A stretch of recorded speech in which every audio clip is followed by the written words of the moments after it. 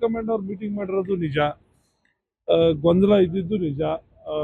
ಅದ್ರ ಬಗ್ಗೆ ಸುದೀರ್ಘವಾಗಿ ಬಹುಶಃ ನಿನ್ನೆ 11:30 5 ಗಂಟೆವರೆಗೂ ಸುದೀರ್ಘವಾಗಿ ರಾಹುಲ್ ಗಾಂಧಿರವರು, ಅದೇ ರೀತಿಯಾಗಿ ನಮ್ಮ AICC ಅಧ್ಯಕ್ಷರು ಖರ್ಗೆ ಸಾಹೇಬರು, ನಮ್ಮ ಜನರಲ್ ಸೆಕ್ರೆಟರಿಗಳಾದಂಥ ವೇಣುಗೋಪಾಲ್ರವರು, ಉಸ್ತುವಾರಿ ಆದಂಥ ಸುರ್ಜೇವಾಲಾ ಅವರು, ನಾಯಕರಾದಂಥ ಮುಖ್ಯಮಂತ್ರಿಗಳಾದಂಥ ಸಿದ್ದರಾಮಯ್ಯನವರು, DCM DK ಶಿವಕುಮಾರ್ ಅವರು, ಇವ್ರ ಜೊತೆ ಯಾರ್ಯಾರ ಜೊತೆ ಎಷ್ಟೆಷ್ಟು ಮಾತಾಡವ್ರೆ, ಏನೇನು ಮಾತಾಡವ್ರೆ ಅಂತಕ್ಕಂಥದ್ದು ನಮ್ಗೆ ಗೊತ್ತಿಲ್ಲ. ಮಾತಾಡಿರೋದು ನಿಜ.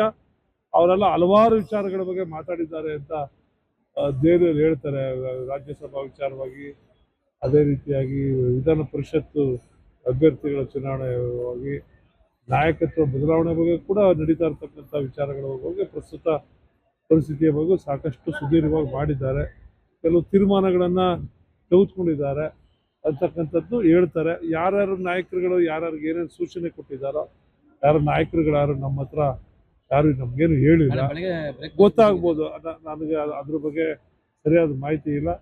ಏನಾದ್ರು ಮಾಹಿತಿ ಗೊತ್ತಿದ್ರೆ, ವಿಚಾರ ಗೊತ್ತಿದ್ರೆ ಇಬ್ರಿಗೆ ನನ್ನ ಪ್ರಕಾರ ಅಲ್ಲ, ಏನಾದ್ರು ವಿಚಾರ ಗೊತ್ತಿದ್ರೆ ಅದು ಮುಖ್ಯಮಂತ್ರಿಗಳಾಗಿರ್ತಕ್ಕಂಥ ಸಿದ್ದರಾಮಯ್ಯನವ್ರಿಗೆ ಮತ್ತು ಉಪಮುಖ್ಯಮಂತ್ರಿಗಳಾಗಿರ್ತಕ್ಕಂಥ DK ಶಿವಕುಮಾರ್ ಅವ್ರಿಗೆ ಸ್ಪಷ್ಟವಾದಂಥ ಮಾಹಿತಿ ಅವ್ರಿಗಿರ್ಬೋದೇನೋ.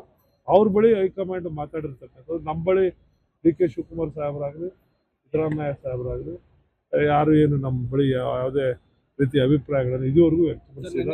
ನಾವು ಕಾಯ್ತಾ ಇದ್ದೀವಿ.